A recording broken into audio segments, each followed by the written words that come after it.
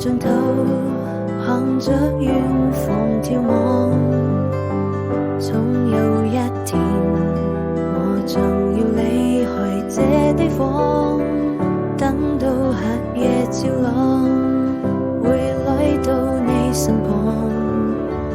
你是我心中的太陽，就像那一片星光，因為你是夜空中閃耀的光芒，生活充滿力量，它在苦難中成長，現實的臂膀，尋找幸福的避風港，等待那一時曙光。我最愛的你在哪裏？在我耳邊響起，讓思念變成翅膀，變成歌唱。